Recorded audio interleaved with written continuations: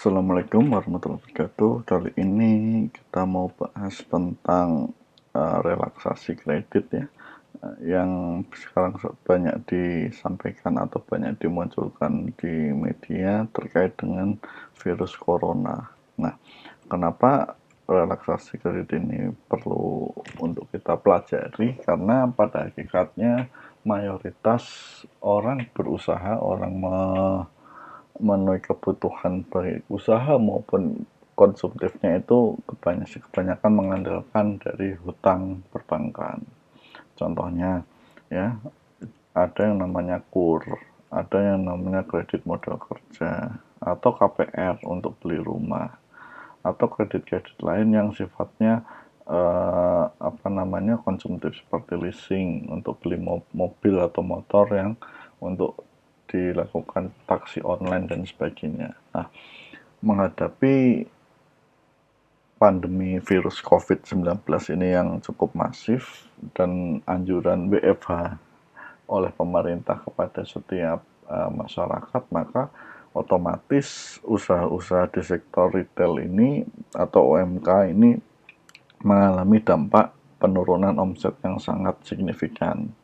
Nah, jangankan untuk membayar angsuran kreditnya, katakanlah teman-teman yang driver ojek online itu untuk makan saja kemungkinan juga kekurangan, karena biasanya kalau kita lihat di media ya, biasa sehari dapat 15 trip, 20 trip, mungkin kali ini dengan masa seperti ini mungkin hanya dapat 1 sampai 5 trip, itu pun juga sudah sangat beruntung. Nah, memperhatikan hal itu tentu OJK melihat adanya kendala tersebut sehingga dibuatlah suatu relaksasi.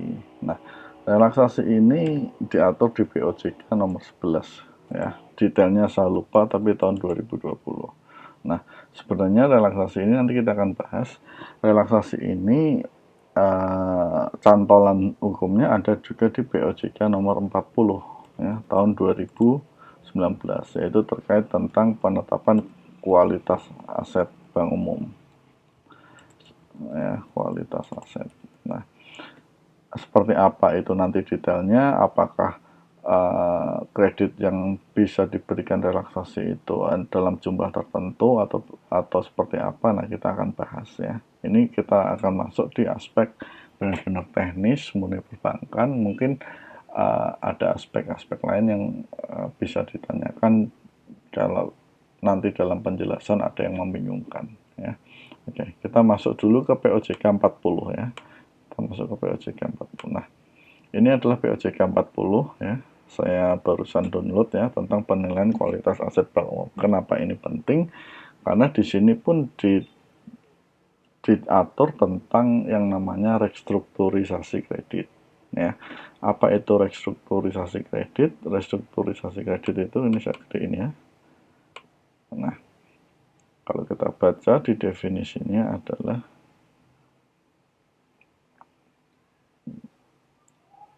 sebentar ya.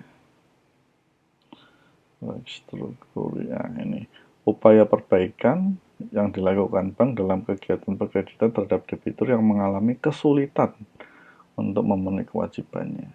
Ya. Jadi setiap debitur, setiap nasabah atau lebih tepatnya debitur yang memiliki kredit kepada bank itu boleh mengajukan restrukturisasi atau upaya perbaikan atas kreditnya apabila debitur itu satu ya, yang pasti masih punya etikat baik untuk menyelesaikan atau membayar kewajibannya. Yang kedua adalah dia mengalami kesulitan.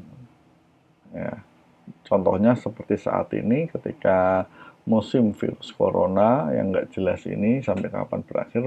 Nah, itu teman-teman yang punya kredit secara umumnya mengalami penurunan omset yang sangat besar.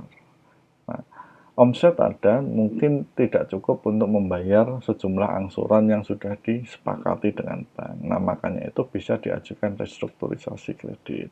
Nah, ini awalnya idenya seperti itu. Nah, tujuannya apa ya? Tujuannya ya kita coba masuk ke langsung bagian restrukturisasi ya. Strukturisasi. Nah, ini ya, bagian bab 6 ya. Jadi, kriterianya ini tadi ya, mengalami kesulitan pembayaran pokok dan atau bunga, dan yang penting masih memiliki prospek usaha ya. Nah, ini kita abaikan saja, ini teknis perbankan. Jadi bank itu sebenarnya nggak boleh melakukan restrukturisasi dengan tujuan memperbaiki dan pembentukan PPKA. Ini kita nggak usah pikirkan ya. Nah, kira-kira seperti itu. Jadi di sini POJK ini hanya mengatur secara umum bahwa kalau ada debitur yang satu itikadnya masih baik, yang kedua mengalami kesulitan dalam melakukan pembayaran, nah itu bisa dilakukan restrukturisasi. Nah, restrukturisasi sendiri di POJK ini ada dua tipe ya. Maksudnya dua tipe analisa. Yang pertama sering disebut dengan istilah satu pilar. Satu pilar itu adalah bagi debitur-debitur yang memiliki outstanding kredit di bawah 1 miliar. Ya, jadi kalau kreditnya di bawah 1 M, itu penanalisa restrukturisasinya hanya berdasarkan ketepatan membayar. Tetapi kalau yang di atas itu ada yang namanya 3 pilar ya. 3 pilar ini kita masuk di sini sebentar ya. Nah, jadi ini pasal 10 ya. Jadi kualitas kredit ditetapkan berdasarkan faktor penilaian prospek usaha, kinerja debitur, dan kemampuan membayar. Nah, ini kalau yang di atas 1 miliar ya. Ini harus pakai 3 pilar ini. Nah, sekarang kita masuk ke POJK yang lebih detail, yaitu POJK nomor 11. Nah, ya, ini ya POJK 11. Jadi tentang kebijakan counter cyclical dampak penyebaran coronavirus disease ya. Jadi kalau kita lihat irah-irahnya ya, kita lihat bahwa untuk mendorong optimalisasi kinerja perbankan, khususnya fungsi intermediasi. Kemudian, ini ya, meningkatkan berpotensi sistem perbankan dan stabilitas sistem keuangan. Jadi intinya sebenarnya yang lebih dikhawatirkan OJK itu sebenarnya adalah sistem perbankannya atau sistem ekonomi. Kenapa seperti itu? Karena ketika suatu perbankan itu mengalami yang namanya collapse atau disaster atau apapun namanya, itu akan menimbulkan efek domino terhadap bank-bank yang lain. Nah, yang paling lagi dikhawatirkan adalah ketika bank itu tidak mendapatkan lagi kepercayaan dari masyarakat. Maka masyarakat itu akan berdoyong-doyong mengambil uang di bank tersebut, sehingga terjadinya namanya rush, orang sering bilang seperti itu ya. Nah, itu menimbulkan stabilitas ekonomi akan hancur. Kenapa seperti itu? Ya tadi, karena adanya ketidakpercayaan. Nah, supaya bank itu stabil ekonominya dan sebagainya, makalah muncul kebijakan ini. Sebenarnya ini berdampak ke risiko kredit ya. Nah, jadi ceritanya bank itu kalau debiturnya nggak bayar, otomatis debiturnya itu nunggak kan. Nunggak itu akan menurunkan kolektibilitas.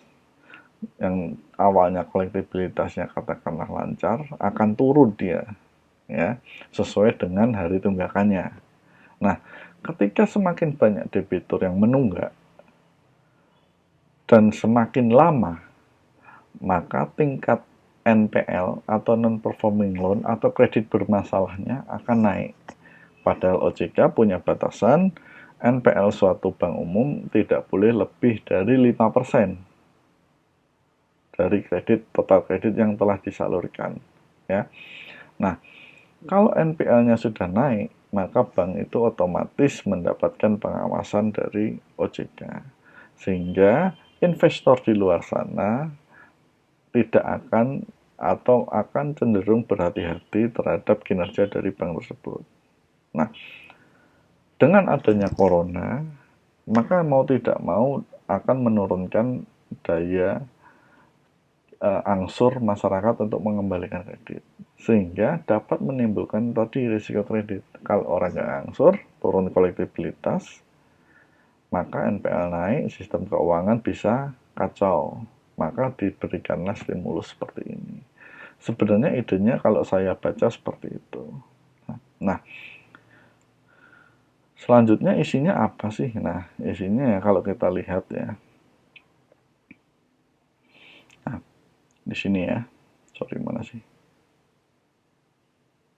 Nah, kebijakan stimulus ini ya di pasal 2-nya ini ada dua tipe, yaitu tentang penetapan kualitas aset ya tadi ya, nginduk ke POJK 40, sama restrukturisasi kredit, sama nginduk juga ke POJK 40. Jadi ini harus dibaca bareng dengan POJK 40, nggak bisa terpisah sendirian berdiri ya.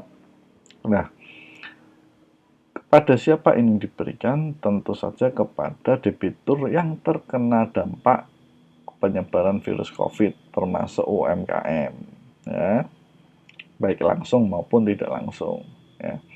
Nah, kita masuk ke penetapan kualitas aset. Ini umum sebenarnya, teman-teman atau debitur yang punya KPR sih nggak perlu baca ini karena ini teknis perbankan.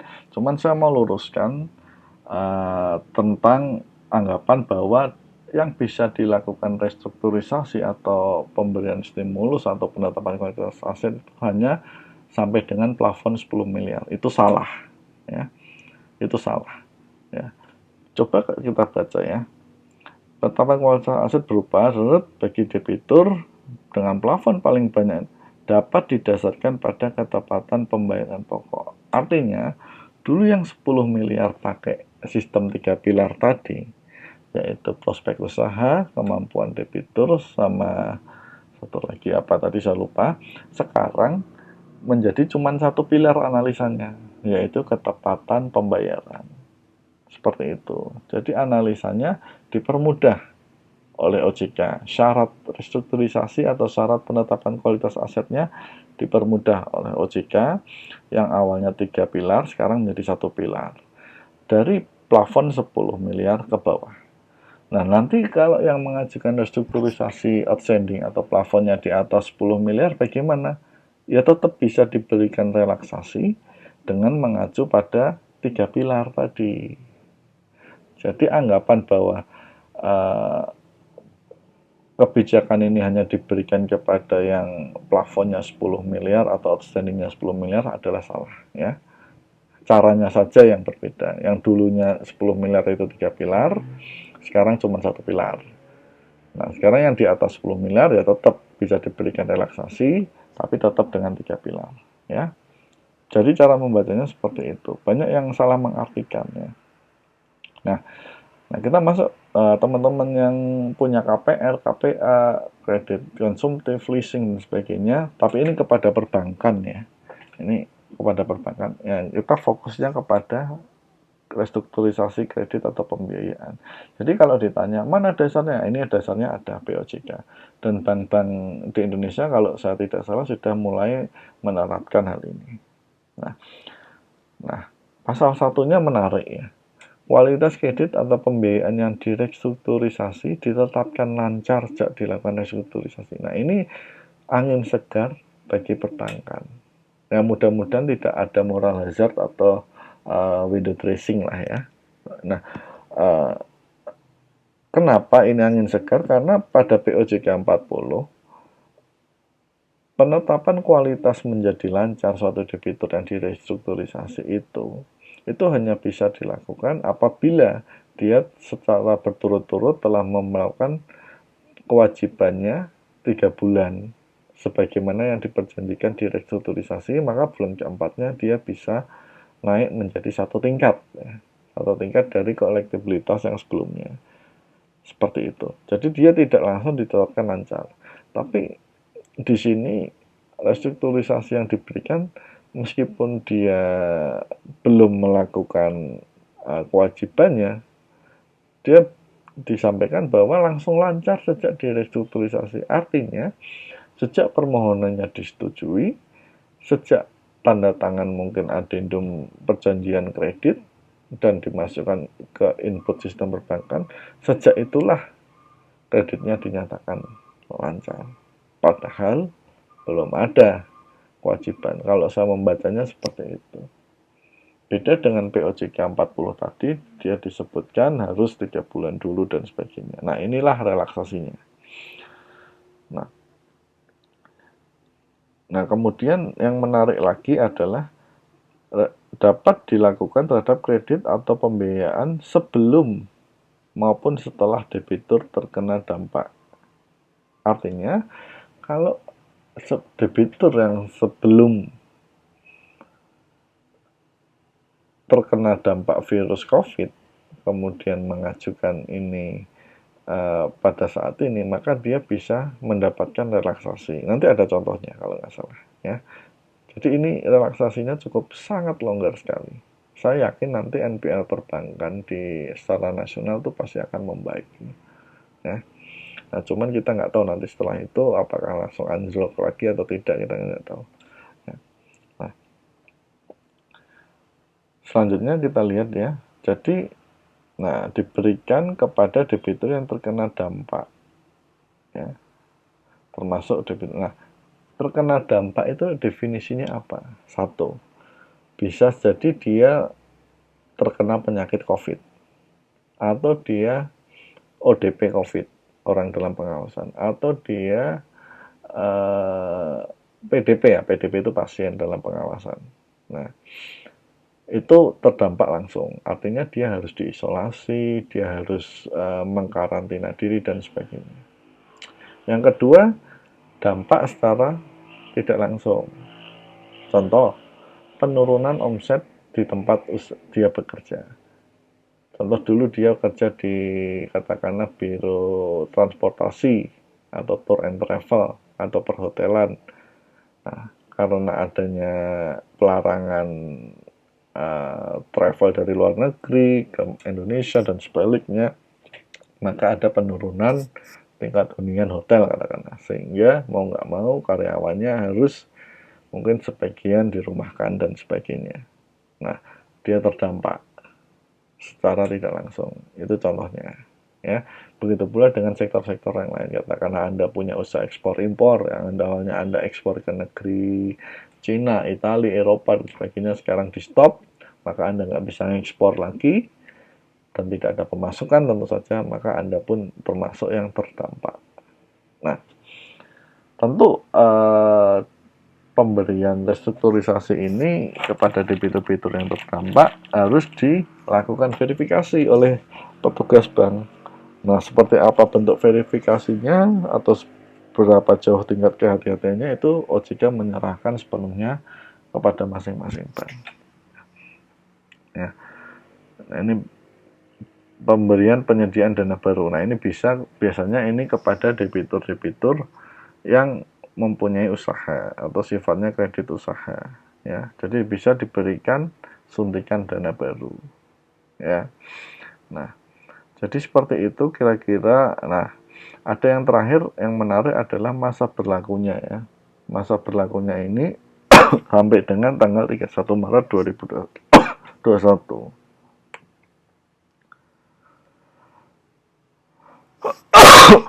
Sorry. Nah, 2021 sehingga apakah nanti setelah 2021 Maret ini seperti apa NPL perbankan yang kita akan lihat. Mudah-mudahan setelah setahun ini ekonominya kembali lebih baik atau lebih meningkat ya, tidak mengalami penurunan ya. Nah, jadi kalian teman-teman yang bekerja di ojek online, bekerja harian, terus kemudian yang punya KPR, punya leasing, ajukan saja ke bank-bank tempat Anda punya kredit untuk restrukturisasi kredit. Nah, jadi syaratnya tuh simpel ya kalau di OJK. Dia terdampak corona, baik langsung tidak langsung, tadi sudah dijelaskan. Yang kedua adalah Anda masih punya prospek untuk melakukan pembayaran, namun saat ini sedang bermasalah, yaitu karena corona ini. Kita ajukan itu, syaratnya cuma dua itu. Nah, nanti oleh bank akan dilakukan analisa bentuk restrukturisasi yang paling cocok bagi Anda. ya. Bisa dia pengurangan atau pengurangan, jadi bayarnya cuman pokok saja atau bayarnya cuman bunga saja bisa. Nanti setelah masalah strukturisasi selesai baru angsurannya normal, atau jangka waktu Anda diperpanjang sehingga angsurannya menjadi lebih ringan. Nah, macam-macam. Ada macam-macam bentuk restrukturisasi dan kombinasinya. Tapi intinya aturannya dasarnya sudah ada. Anda berapapun plafonnya atau berapapun urgensinya bisa mengajukan relaksasi ini sepanjang Anda memang satu itikat baik, yang kedua terdampak COVID sehingga Anda mengalami permasalahan dalam membayar angsuran. Itu secara umum ya dari POJK.